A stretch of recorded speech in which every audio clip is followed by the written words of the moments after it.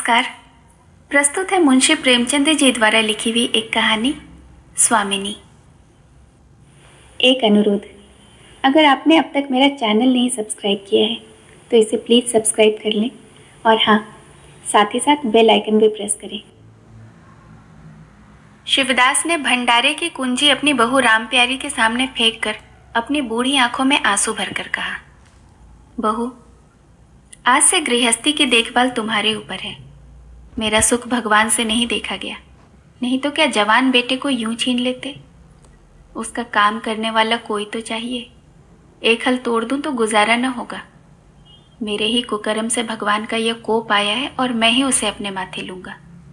बिरजू का हल अब से मैं संभालूंगा। अब घर की देखरेख करने वाला, धरने उठाने वाला तुम्हारे सिवाय दूसरा कौन है? रो मत बेटा, भगवान की जो इच्छा थी वह हुआ और जो इच्छा होगी वही आगे भी होगा। हमारा तुम्हारा क्या बस है? मेरे जीते जी तुम्हें कोई टेढ़ी आंखों से देख भी न सकेगा। तुम किसी बात का सोच मत किया करो। बिरजू गया तो क्या, अभी मैं तो बैठा ही हूं। राम प्यारी और राम दुलारी दो सगी बहनें थीं। दोनों का विवाह मथुरा और बिरजू दो सगे भाइयों से हुआ था।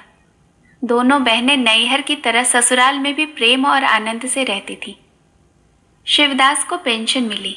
दिन भर द्वार पर गपशप करते, भरा पूरा परिवार देखकर प्रसन्न होते और अधिकतर धर्म चर्चा में लगे रहते। लेकिन दैव गति से बड़ा लड़का बिरजू बीमार पड़ा और आज उसे मरे 15 दिन बीत गए। आज क्रियाकर्म से फुर्सत मिली और शिवदास ने सच्चे कर्मवीर की भांति फिर से जीवन संग्राम के लिए कमर कस ली।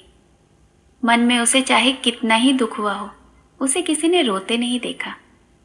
आज अपनी बहू को देखकर एक क्षण के लिए उसकी आंखें सजल हो गई, लेकिन उसने अपने मन को संभाला और रुंध कंठ से उसे दिलासा देने लगा।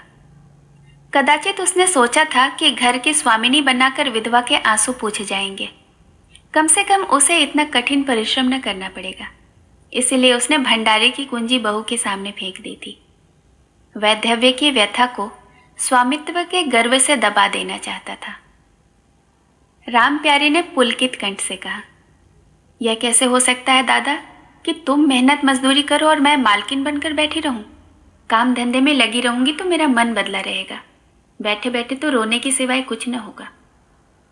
शिवदास ने समझाया, बेटा, दैव गति में तो किसी का बस नहीं। रोने धोने से हलकाने की सिवाय क्या हाथ आएगा? घर में तो 20 ही काम है। कोई साधु संत आ जाए, कोई पहुना ही आ पहुंचे तो उनकी सेवा सत्कार के लिए किसी को तो घर पर रहना ही पड़ेगा। बहू ने बहुत से हीले किए पर शिवदास ने एक न सुनी। शिवदास के बाहर चले जाने पर राम प्यारी ने कुंजी उठाई तो उसे मन में अपूर्व गौरव और उत्तरदायित्व का अनुभव हुआ। जरा देर के लिए पति वियोग का दुख उसे भूल गया। उसकी छोटी बहन और देवर दोनों काम करने गए हुए थे। शिवदास भी बाहर था। घर बिल्कुल खाली था। इस वक्त वह निश्चिंत होकर भंडारे को खोल सकती है। उसमें क्या क्या सामान है, क्या क्या विभूति है, यह देखने के लिए उसका मन लालायित हो उठा। इस घर में वह कभी ना आई थी। जब कभी किसी को कुछ देना या किसी से कुछ लेना होता था तभी शिवदास आकर इस कोठरी को खोला करता था। फिर उसे बंद कर कर वह चाबी अपनी कमर में रख लेता था। राम प्यारी कभी कभी द्वार की दरारों से भीतर झांकती थी पर अंधेरे में कुछ दिखाई न देता था। सारे घर के लिए यह कोठरी तिलिस्म या रहस्य था जिसके विषय में भांति भांति की कल्पनाएं होती रहती थी। आज राम प्यारी को वह रहस्य खोलकर देखने का अवसर मिल गया था। उसने बाहर का द्वार बंद किया कि कोई उसे भंडारा खोलते न देख ले, नहीं तो सोचेगा बेजरूरत उसने क्यों खोला। तब आकर कांपते हुए हाथों से ताला खोला। उसकी छाती धड़क रही थी कि कोई द्वार न खटखटाने लगे। अंदर पांव रखा तो उसे कुछ उसी प्रकार का, उससे कहीं तीव्र आनंद हुआ जो उसे अपने गहने कपड़े की पिटारी खोलने में होता था। मटकों में गुड़, शक्कर, गेहूं, जौ आदि चीजें रखी हुई थी। एक किनारे बड़े बड़े बर्तन धरे थे जो शादी ब्याह के अवसर पर निकाले जाते थे या किसी के मांगने पर दिए जाते थे। एक आले पर माल गुजारी की रसीदें और लेन देन के पुर्जे बंधे रखे हुए थे। कोठरी में एक विभूति सी छाई हुई थी, मानो लक्ष्मी अज्ञात रूप से विराज हो रही हो। उस विभूति की छाया में राम प्यारी आधे घंटे तक बैठी अपनी आत्मा को तृप्त करती रही। प्रति क्षण उसके हृदय पर ममत्व का नशा सा छाया जा रहा था। जब वह कोठरी से निकली तो उसके मन के संस्कार बदल गए थे, मानो किसी ने उस पर मंत्र डाल दिया हो। उसी समय द्वार पर किसी ने आवाज दी। उसने तुरंत भंडारे का द्वार बंद किया और जाकर सदर दरवाजा खोल दिया। देखा तो पड़ोसन झुनिया खड़ी है और 1 रुपया उधार मांग रही है।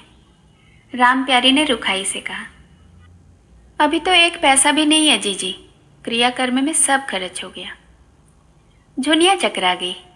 चौधरी के घर में इस समय 1 रुपया भी नहीं है, यह विश्वास करने की बात न थी। जिसके यहाँ सैकड़ों का लेन देन है वह सब कुछ क्रियाकर्म में नहीं खर्च कर सकता। अगर शिवदास ने यह बहाना किया होता तो उसे आश्चर्य न होता। प्यारी तो अपने सरल स्वभाव के लिए गांव में मशहूर थी। अक्सर शिवदास से आंखें बचाकर पड़ोसियों को इच्छित वस्तुएं दे दिया करती थी। अभी कल ही उसने जानकी को सेर भर दूध दिया, यहाँ तक कि अपने गहने तक मांगे दे देती थी। कृपण शिवदास के घर में ऐसी सखरज बहू का आना गांव वाले अपने सौभाग्य की बात समझते थे। झुनिया ने चकित होकर कहा, ऐसा न कहो जीजी, बड़े गाड़े में पड़कर आई हूँ। नहीं, तुम जानती हो मेरी आदत ऐसी नहीं है। बाकी का 1 रुपया देना है। प्यादा द्वार पर खड़ा बकझक कर रहा है। रुपया दे दो तो किसी तरह यह विपत्ति टले। मैं आज के 8वें दिन आकर यह रुपया दे जाऊंगी। गांव में और कौन घर है जहां मांगने जाऊं। प्यारी टस से मस न हुई। उसके जाते ही प्यारी सांझ के लिए रसोई पानी का इंतजाम करने लगी। पहले चावल दाल बिनना उसे पहाड़ लगता था और रसोई में जाना तो सूली पर चढ़ने से कम न था। कुछ देर बहनों में झाँव होती, फिर शिवदास आकर कहते कि आज रसोई न बनेगी, तो दोनों में से एक उठती और मोटे मोटे टिक्कर लगाकर रख देती, मानो बैलों का राबित हो। आज प्यारी तन मन से रसोई के प्रबंध में लगी हुई है। अब वह घर की स्वामिनी है। तब उसने बाहर निकलकर देखा कि कितना कूड़ा करकट पड़ा हुआ है। बुढ़ऊ दिन भर मक्खी मारा करते हैं, इतना भी नहीं होता कि जरा झाड़ू ही लगा दे। अब क्या इनसे इतना भी न होगा? द्वार चिकना होना चाहिए कि देखकर आदमी का मन प्रसन्न हो जाए, यह नहीं कि उपकाई आने लगे। अभी कह दूं तो तुनक उठे। अच्छा, मुन्नी नाद से इतनी अलग क्यों खड़ी है? उसने मुन्नी के पास जाकर नाद में झांका। दुर्गंध आ रही थी। ठीक, मालूम होता है महीनों से पानी नहीं बदला गया है। इस तरह तो गाय रह चुकी। अपना पेट भर लिया, छुट्टी हुई, और किसी से क्या मतलब। हाँ, दूध सबको अच्छा लगता है। दादा द्वार पर बैठे चिलम पी रहे हैं, मगर इतना नहीं होता कि 4 घड़ा पानी नाद में डाल दे। मजूर रखा है, वह भी 3 कौड़ी का, खाने को 1.5 सेर। काम करते नानी मरती है। आ जाता है तो पूछती हूँ कि नाद में पानी क्यों नहीं बदला। रहना हो तो रहे या जाना हो तो जाए। आदमी बहुत मिल जाएंगे। चारों ओर लोग मारे मारे फिर रहे हैं। आखिर उससे न रहा गया। घड़ा उठाकर पानी लेने चली। शिवदास ने पुकारा, पानी का क्या होगा बहू, उसमें तो पानी भरा हुआ ही है। प्यारी ने कहा, नाद का पानी सड़ गया है। मुन्नी भूसे में मुंह नहीं डालती, देख नहीं रहे हो, कोस भर दूर खड़ी है।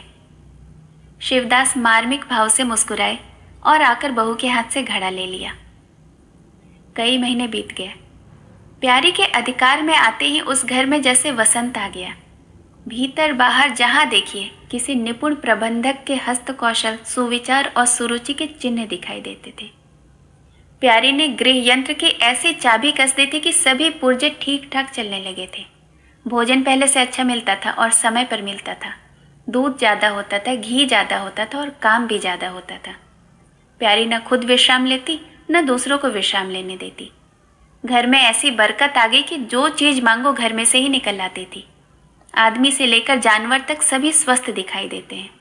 अब वह पहले किसी दशा नहीं है कि कोई चीथड़े लपेटे घूम रहा है, किसी को गहने की धुन सवार है। हाँ, अगर कोई रुग्ण और चिंतित और मलिन वेश में है तो वह प्यारी है। फिर भी सारा घर उससे जलता है। यहाँ तक कि बूढ़े शिवदास भी कभी कभी उसकी बदगोई करते हैं। किसी को पहर रात रहे उठना अच्छा नहीं लगता, मेहनत से सभी जी चुराते हैं। फिर भी यह सब मानते हैं कि प्यारी न हो तो घर का काम न चले। और तो और दोनों बहनों में अब उतना अपनापन भी नहीं रहा। प्रातः काल का समय था। दुलारी ने हाथों के कड़े लाकर प्यारी के सामने पटक दिए और घुन्नाई हुई बोली, ले, इसे भी भंडारे में बंद कर दे। प्यारी ने कड़े उठा लिए और कोमल स्वर में कहा, कह तो दिया, हाथ में रुपये आने दे, बनवा दूंगी। अभी ऐसा भी नहीं घिस गया है कि आज ही उतार कर फेंक दिया जाए। दुलारी लड़ने को तैयार होकर आई थी। बोली, तेरे हाथ में काहे को कभी रुपए आएंगे और काहे को कभी मेरे कड़े बनेंगे?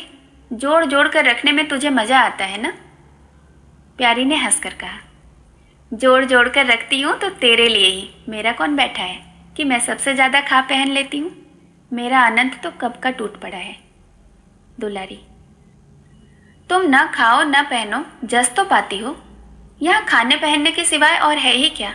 मैं तुम्हारा हिसाब किताब नहीं जानती। मेरे कड़े आज बनने को भेज दो। प्यारी ने सरल विनोद के भाव से पूछा, रुपये न हो तो कहाँ से लाऊं? दुलारी ने उद्दंडता के साथ कहा, मुझे इससे कोई मतलब नहीं, मैं तो कड़े चाहती हूँ। इसी तरह घर के सब आदमी अपने अपने अवसर पर प्यारी को दो चार खरी खुटी सुना जाया करते थे और वह गरीब धौंस हंसकर सह जाती थी। स्वामिनी का यह धर्म है कि सबकी धौंस सुन ले, करे वही जिसमें घर का कल्याण हो। स्वामित्व के कवच पर धौंस ताने धमकी किसी का असर नहीं होता। उसकी स्वामिनी की कल्पना इन आघातों से और भी स्वस्थ होती जाती थी। वह गृहस्थी की संचालिका है। सभी अपने अपने दुख उसी के सामने रोते हैं, पर जो कुछ वह करती है वही होता है। इतना उसे प्रसन्न करने के लिए काफी था। गांव भर में प्यारी की सराहना होती थी। अभी उम्र ही क्या है, लेकिन सारे घर को संभाली हुई है। चाहती तो सगाई करके चैन से रहती, इस घर के पीछे अपने को मिटाई देती है। कभी किसी से हंसती बोलती भी नहीं, जैसे उसकी काया पलट ही हो गई हो। कई दिन बाद दुलारी के कड़े बनकर आ गए। प्यारी खुद सुनार के घर दौड़ दौड़ कर गई। संध्या हो गई थी। दुलारी और मथुरा हाट से लौटे। प्यारी ने नए कड़े दुलारी को दिए। दुलारी निहाल हो गई। चटपट कड़े पहनी और दौड़ी हुई बरौठे में जाकर मथुरा को दिखाने लगी। प्यारी बरौठे के द्वार पर छिपी खड़ी यह सब दृश्य देखने लगी। उसकी आंखें सजल हो गई। दुलारी उससे कुछ 3 ही साल की तो छोटी है, पर दोनों में कितना अंतर है। उसकी आंखें मानो उस दृश्य पर जम गई। दंपत्ति का वह सरल आनंद, उनका प्रेमालिंगन, उनकी मुग्ध मुद्रा प्यारी की टकटकी सी बंध गई। यहाँ तक कि दीपक के धुंधले प्रकाश में वे दोनों उसकी नजरों से गायब हो गए और अपने ही अतीत जीवन की एक लीला आंखों के सामने बार बार नए नए रूप में आने लगी। सहसा शिवदास ने पुकारा, बड़ी बहू, एक पैसा दो, तंबाकू मंगाऊं। प्यारी की समाधि टूट गई। आंसू पोंछती हुई भंडारे में पैसा लेने चली गई। एक एक करके प्यारी के गहने उसके हाथों से निकले जाते थे। वह चाहती थी कि मेरा घर गांव के सबसे संपन्न घर में समझा जाए और इस महत्वाकांक्षा का मूल्य देना पड़ता था। कभी घर की मरम्मत के लिए, कभी बैलों की नई जोड़ी खरीदने के लिए, कभी नातेदारों के व्यवहारों के लिए, कभी बीमारी की दवा दारू के लिए। रुपये की जरूरत तो पड़ती ही रहती थी और जब बहुत कतर व्योत करने पर भी काम न चलता तो वह अपनी कोई न कोई चीज निकाल देती थी और चीज एक बार हाथ से निकली तो फिर लौट कर न आती थी। वह चाहती तो इनमें से कितने ही खर्चों को टाल जाती, पर जहाँ इज्जत की बात आ पड़ती थी वह दिल खोल कर खर्च करती थी। अगर गांव में हेठी हो गई तो क्या बात रही, लोग उसी का नाम तो धरेंगे। दुलारी के पास भी गहने थे, 2-1 चीजें मथुरा के पास भी थी, लेकिन प्यारी उनकी चीजों को हाथ न लगाती थी। उनके खाने पहनने के दिन है, वे इस जंजाल में क्यों फंसे। दुलारी को लड़का हुआ तो प्यारी ने धूम से जन्मोत्सव मनाने का प्रस्ताव किया। शिवदास ने विरोध किया, क्या फायदा, जब भगवान की दया से सगाई ब्याह के दिन आएंगे तो धूमधाम से कर लेना। प्यारी का हौसलों से भरा दिल भला क्यों मानता। बोली, कैसी बातें करते हो दादा, पहलौठे लड़के के लिए भी धूमधाम न हुई तो कब होगी। मन तो नहीं मानता, फिर दुनिया क्या कहेगी कि नाम बड़े और दर्शन छोटे। मैं तुमसे कुछ नहीं मांगती, मैं अपना सारा इंतजाम कर लूंगी। गहनों के माथे जाएगी और क्या, शिवदास ने चिंतित होकर कहा। इस तरह तो एक दिन एक धागा भी न बचेगा। कितना समझाया बेटा, भाई भौजाई किसी के नहीं होते। अपने पास 2 चीजें रहेंगी तो सब मुंह जोएंगे, नहीं तो सीधे मुंह कोई बात भी न करेगा। प्यारी ने ऐसा मुंह बनाया मानो वह ऐसी बूढ़ी बातें बहुत सुन चुकी है और बोली, जो अपने हैं वे भी न पूछे तो भी अपने अपने ही रहते हैं। मेरा धर्म मेरे साथ है, उनका धर्म उनके साथ है। मर जाऊंगी तो क्या छाती पर लाद कर ले जाऊंगी। धूमधाम से जन्मोत्सव मनाया गया। बरही के दिन सारी बिरादरी का भोज हुआ। लोग खा पी कर चले गए। प्यारी दिन भर की थकी मांदी आंगन में एक टाट का टुकड़ा बिछाकर कमर सीधी करने लगी। आंखें झपक गई। मथुरा उसी वक्त घर में आया।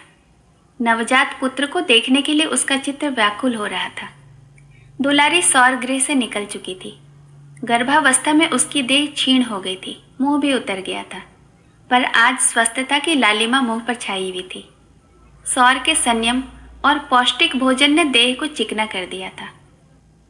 मथुरा उसे आंगन में देखते ही उसके समीप आ गया और एक बार प्यारी की ओर ताक कर उसके निद्रा मग्न होने का निश्चय करके उसने शिशु को गोद में ले लिया और उसका मुंह चूमने लगा। आहट पाकर प्यारी की आंखें खुल गई, पर उसने नींद का बहाना किया और अधकुली आंखों से यह आनंद क्रीड़ा देखने लगी। माता और पिता दोनों बारी बारी से बालक को चूमते, गले लगाते और उसके मुंह को निहारते थे। कितना स्वर्गीय आनंद था। प्यारी की तृषित लालसा एक क्षण के लिए स्वामिनी को भूल गई। जैसे लगाम से मुखबद्ध, बोझ से लदा हुआ, हाँकने वाले चुंबक से पीड़ित, दौड़ते दौड़ते बेदम तुरंग हिनहिनाने की आवाज सुनकर कनौतियां खड़ी कर लेता है और परिस्थिति को भूलकर एक दबी हुई हिनहिनाहट के साथ उसका जवाब देता है। कुछ वही दशा प्यारी की हुई। उसका मातृत्व जो पिंजड़े में बंद मूक निश्चेष्ट पड़ा हुआ था, समीप आने वाली मातृत्व की चहकार सुनकर जैसे जाग पड़ा और चिंताओं के उस पिंजड़े से निकल जाने के लिए पंख फड़फड़ाने लगा। मथुरा ने कहा, यह मेरा लड़का है। दुलारी ने बालक को गोद में चिपटा कर कहा, हाँ क्यों नहीं, तुमने ही तो 9 महीने पेट में रखा है। सांसद तो मेरी हुई, बाप कहलाने के लिए तुम कूद पड़े। मथुरा, मेरा लड़का न होता तो मेरी सूरत का क्यों होता? चेहरा मोहरा रंग रूप सब मेरे जैसा है कि नहीं? दुलारी, इससे क्या होता है? बीज बनिए के घर से आता है, खेत किसान का होता है, उपज बनिए की नहीं होती, किसान की होती है। मथुरा, बातों में तो तुमसे कोई न जीत सकेगा। मेरा लड़का बड़ा हो जाएगा तो मैं द्वार पर बैठकर मजे से हुक्का पिया करूंगा। दुलारी, मेरा लड़का पढ़ेगा लिखेगा, कोई बड़ा आदमी बनेगा, तुम्हारी तरह दिन भर बैलों के पीछे न चलेगा। मालकिन से कहना है कि कल एक पालना बनवा दे। मथुरा, अब बहुत सवेरे ना उठा करना और छाती फाड़कर काम भी न करना। दुलारी, यह महारानी जीने देंगी तब ना। मथुरा, मुझे तो बेचारी पर दया आती है। उसका कौन बैठा हुआ है, हम ही लोगों के लिए मरती है। भैया होते तो अब तक 2-3 बच्चों की माँ हो गई होती थी। प्यारी के कंठ में आंसुओं का ऐसा वेग उठा कि उसे रोकने में सारी देह कांप उठी। अपना वंचित जीवन उसे मरुस्थल सा लगने लगा था, जिसकी सूखी रेत पर वह हरा भरा बाग लगाने की निष्फल चेष्टा कर रही थी। कुछ दिनों बाद शिवदास भी मर गया। उधर दुलारी के 2 बच्चे और हुए। वह भी अधिकतर बच्चों के पालन पोषण में व्यस्त रहने लगी। खेती का काम मजूरों पर आ पड़ा। मथुरा मजदूर तो अच्छा था, संचालक अच्छा न था। उसे स्वतंत्र रूप से काम करने का कभी अवसर न मिला था।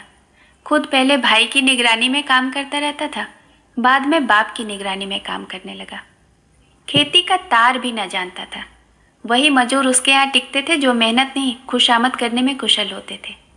इसीलिए प्यारी को अब दिन में 2-4 चक्कर हार करके भी लगाना पड़ता था। कहने को वह अभी मालकिन थी, पर वास्तव में घर भर की सेविका थी। मजूर भी उससे त्योरियां बदलते, जमींदार का प्यादा भी उसी पर धौंस जमाता। भोजन में भी किफ़ायत करनी पड़ती। लड़कों को तो जितनी बार मांगे उतनी बार कुछ न कुछ चाहिए। दुलारी तो लड़कौड़ी थी, उसे भरपूर भोजन चाहिए। मथुरा घर का सरदार था, उसके इस अधिकार को कौन छीन सकता था? मजूर भला क्यों रियायत करने लगे? सारी कसर प्यारी पर निकलती थी। वही एक फालतू चीज थी, अगर आधा पेट खाए तो किसी को हानि न हो सकती थी। 30 वर्ष की अवस्था में उसके बाल पक गए थे, कमर झुक गई थी, आंखों की ज्योत कम हो गई थी, मगर वह प्रसन्न थी। स्वामित्व का गौरव इन सारे जख्मों पर मरहम का काम करता था। एक दिन मथुरा ने कहा, भाभी अब तो कहीं परदेश जाने का जी होता है। यहाँ तो कमाई में बरकत नहीं है, किसी तरह पेट की रोटी चल जाती है, वह भी रोध होकर। कई आदमी पूरब से आए हैं, कहते हैं वहाँ 2-3 रुपये रोज की मजूरी हो जाती है। 4-5 साल भी रह गया तो मालामाल हो जाऊंगा। अब आगे लड़के बाले हुए, इनके लिए भी तो कुछ चाहिए। दुलारी ने समर्थन किया, हाथ में 4 पैसे होंगे, लड़कों को पढ़ाएंगे लिखाएंगे। हमारी तो किसी तरह कट गई, लड़कों को तो आदमी बनाना है। प्यारी यह प्रस्ताव सुनकर अवाक रह गई। उनका मुंह ताकने लगी। इसके पहले इस तरह की बातचीत कभी न हुई थी। यह धुन कैसे सवार हो गई? उसे संदेह हुआ कि शायद मेरे कारण यह भावना उत्पन्न हुई हो। बोली, मैं तो जाने को न कहूँगी, आगे जैसी इच्छा हो करो।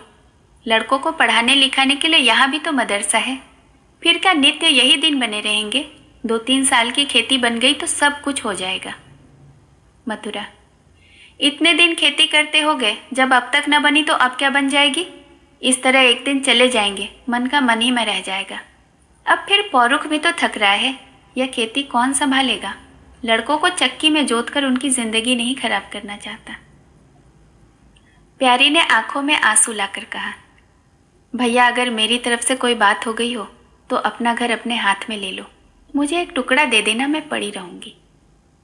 मथुरा ने आर्द्र कंठ होकर बोला, भाभी यह तुम क्या कहती हो? तुम्हारे ही संभाले यह घर अब तक चला है, नहीं तो रसातल में चला गया होता था। इस गृहस्थी के पीछे तुमने अपने आप को मिट्टी में मिला दिया, अपनी सारी देह घुला दी। मैं अंधा नहीं हूँ, सब कुछ समझता हूँ। हम लोगों को जाने दो, भगवान ने चाहा तो घर फिर संभल जाएगा। तुम्हारे लिए हम बराबर खर्च बरच भेजते रहेंगे। प्यारी ने कहा, जो ऐसा हो तो तुम चले जाओ, बाल बच्चों को कहाँ कहाँ बांधे फिरोगे? दुलारी बोली, यह कैसे हो सकता है बहन? यहाँ देहात में लड़के बच्चे क्या पढ़ेंगे लिखेंगे? बच्चों के बिना इनका जी भी वहाँ न लगेगा। दौड़ दौड़ कर घर आएंगे और सारी कमाई रेल खा जाएगी।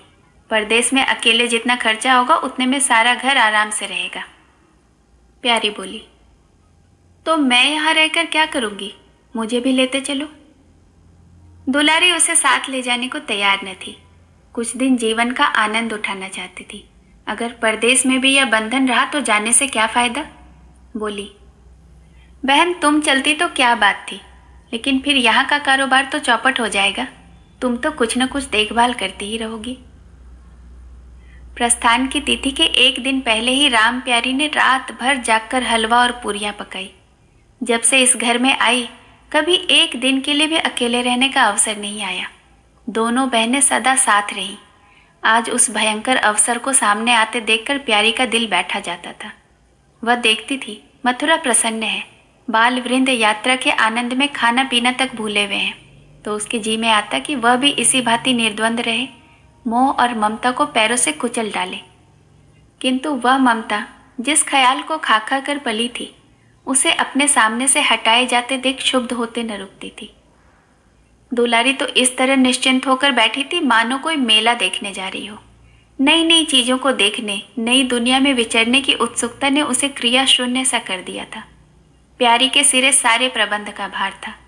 धोबी के घर से सब कपड़े आए या नहीं, कौन कौन से बर्तन साथ जाएंगे, सफर खर्च के लिए कितने रुपयों की जरूरत होगी। एक बच्चे को खांसी आ रही थी, दूसरे को कई दिन से दस्त आ रहे थे। उन दोनों की औषधियों को पीसना कूटना आदि सैकड़ों ही काम उसे व्यस्त किए हुए थे। लड़कोरी न होकर भी वह बच्चों के पालन पोषण में दुलारी से कुशल थी।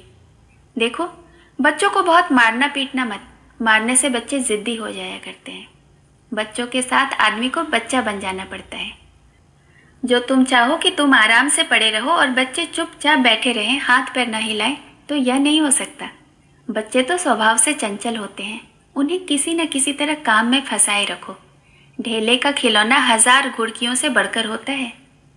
दुलारी इन उपदेशों को इस तरह बेमन होकर सुनती कि मानो कोई सनक कर बक रहा हो। विदाई का दिन प्यारी के लिए परीक्षा का दिन था। उसके जी में आता वह कहीं चली जाए, जिससे कि यह दृश्य उसे न देखना पड़े। घड़ी भर में यह घर सूना हो जाएगा। वह दिन भर घर में अकेली पड़ी रहेगी। किससे हंसेगी, किससे बोलेगी, यह सोचकर उसका हृदय कांप जाता। ज्यों ज्यों समय निकट आता जाता, उसकी वृत्तियां शिथिल होती जाती थी। वह कोई काम करते करते जैसे खो जाती थी और अपलक नेत्रों से किसी वस्तु को ताकने लगती थी। कभी अवसर पाकर एकांत में जाकर थोड़ा सा रो लेती थी। मन को समझा रही थी कि यह लोग अपने होते तो क्या इस तरह चले जाते। यह तो मानने का नाता है, पर किसी पर कोई ज़बरदस्ती है। दूसरों के लिए कितना ही मरो तो भी वे अपने नहीं होते। पानी तेल में कितना ही मिले फिर भी अलग ही रहेगा। बच्चे नए नए कुर्ते पहने नवाब बने घूम रहे थे। प्यारी उन्हें प्यार करने के लिए गोद लेना चाहती तो रोने का सा मुंह बनाकर छुड़ा कर भाग जाते। वह क्या जानती थी कि ऐसे अवसर पर बहुधा अपने बच्चे भी निष्ठुर हो जाते हैं। 10 बजते बजते द्वार पर बैलगाड़ी आ गई। लड़के पहले से ही उस पर जा बैठे। गांव के कितने ही स्त्री पुरुष मिलने आए। प्यारी को इस समय उनका आना बहुत बुरा लग रहा था। वह दुलारी से थोड़ी देर के लिए एकांत में गले मिलकर रोना चाहती थी। मथुरा से हाथ जोड़कर कहना चाहती थी कि मेरी खोज खबर लेते रहना, तुम्हारे सिवा मेरा संसार में कौन है। लेकिन इस भीड़ भाड़ में उसको इन बातों का मौका ही न मिला। मथुरा और दुलारी दोनों गाड़ी में जा बैठे और प्यारी द्वार पर रोती खड़ी रह गई। वह इतनी बेवल थी कि गांव के बाहर तक पहुंचने की भी उसे सुधि न रही। कई दिनों तक प्यारी मूर्छित सी पड़ी रही। न घर से निकली, न चूल्हा जलाया, न हाथ मुंह धोया। उसका हलवाहा जोखू बार बार आकर उसे कहता, मालकिन उठो, हाथ मुंह धो, कुछ खाओ पियो, इस तरह कब तक पड़ी रहोगी। इस तरह की तसल्ली गांव की और भी स्त्रियां देती थी, पर उनकी तसल्ली में एक प्रकार की ईर्ष्या का भाव छिपा हुआ जान पड़ता था। जोखू के स्वर में सच्ची सहानुभूति झलकती थी। जोखू कामचोर, बातूनी और नशेबाज था। प्यारी उसे बराबर डांटती रहती थी, 2-1 बार निकाल भी चुकी थी, पर मथुरा के आग्रह से उसे फिर रख लिया गया था। आज भी जोखू की सहानुभूति भरी बातें सुनकर प्यारी झुंझलाती, या काम करने क्यों नहीं जाता, यहाँ मेरे पीछे क्यों पड़ा हुआ है। मगर उसे झिड़क देने को जी न चाहता था। उसे उस समय सहानुभूति की भूख थी। फल कांटेदार वृक्ष से भी मिले तो क्या उन्हें छोड़ दिया जाता है। धीरे धीरे क्षोभ का वेग कम हुआ। जीवन के व्यापार होने लगे। अब खेती का सारा भार प्यारी पर था। लोगों ने सलाह दी कि एक हल तोड़ दो और खेतों को उठा दो, पर प्यारी का गर्व यूं ढोल बजाकर अपनी पराजय स्वीकार न कर सकता था। सारे काम पूर्ववत चलने लगे। उधर मथुरा के चिट्ठी पत्री न भेजने से उसके अभिमान को और भी उत्तेजना मिली।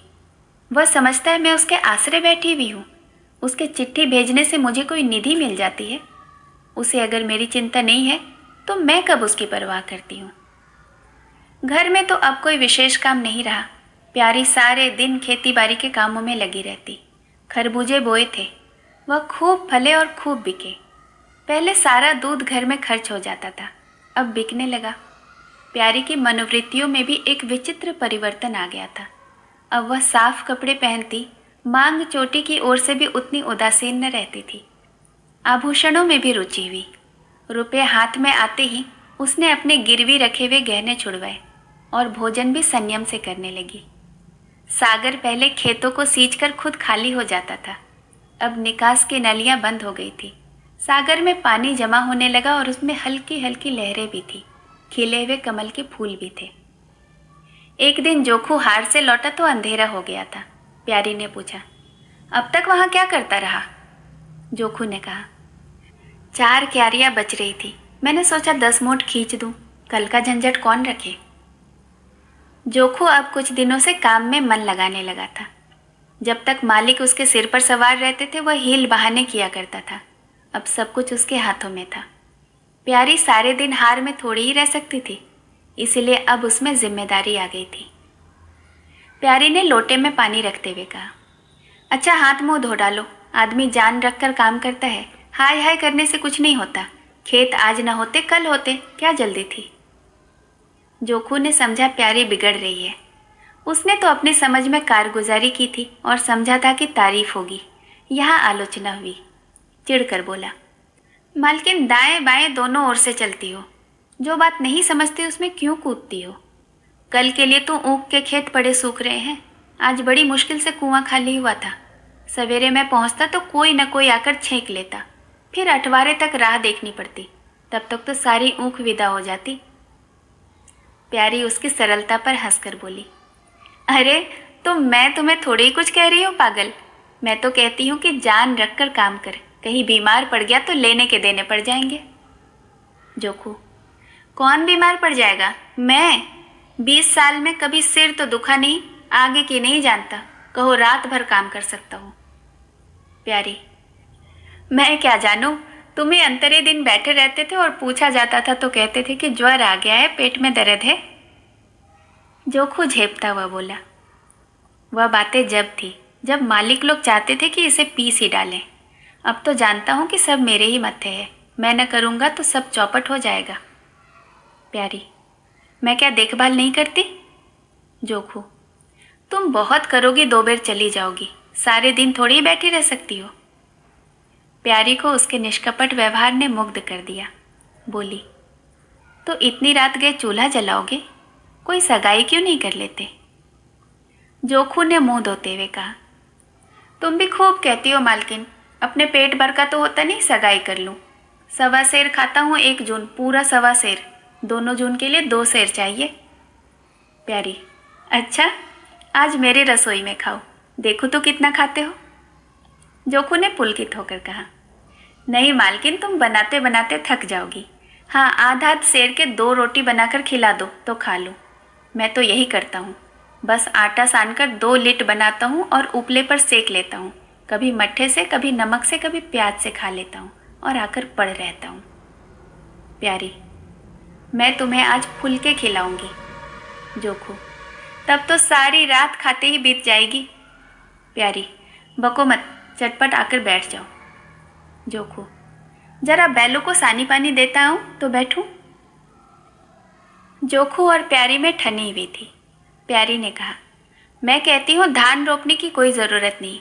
झड़ी लग जाए तो खेत डूब जाए, बरखा बंद हो जाए तो खेत सूख जाए। ज्वार, बाजरा, सन, अरहर सब तो हैं, धान न सही। जोखू ने अपने विशाल कंधे पर फावड़ा रखते हुए कहा, जब सबका होगा तो मेरा भी होगा, सबका डूब जाएगा तो मेरा भी डूब जाएगा। मैं क्यों किसी से पीछे रहूं? बाबा के ज़माने में 5 बीघा से कम नहीं रोपा जाता था। बिरजू भैया ने उनमें से 1-2 बीघे और बढ़ा दिए। मथुरा ने भी थोड़ा बहुत हर साल रोपा। तो मैं क्या सबसे गया बीता हूँ? मैं 5 बीघे से कम न लगाऊंगा। तब घर में 2 जवान काम करने वाले थे। मैं अकेला उन दोनों के बराबर खाता हूँ, तो दोनों के बराबर काम क्यों न करूँगा? चल झूठा कहेगा, कहते थे 2 सेर खाता हूँ, 4 सेर खाता हूँ, आधे सेर में रह गए।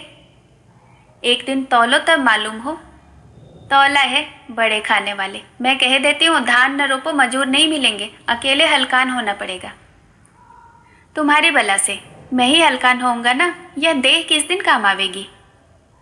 प्यारी ने उसके कंधे पर से फावड़ा ले लिया और बोली, तुम पहर रात से पहर रात तक ताल में रहोगे, अकेले मेरा जी उबेगा। जोखू को ऊबने का अनुभव न था। कोई काम न हो तो आदमी पड़कर सो रहे, जी क्यों उबे? बोला, जी उबे तो सो रहना, मैं घर पर रहूंगा तो और भी जी उबेगा।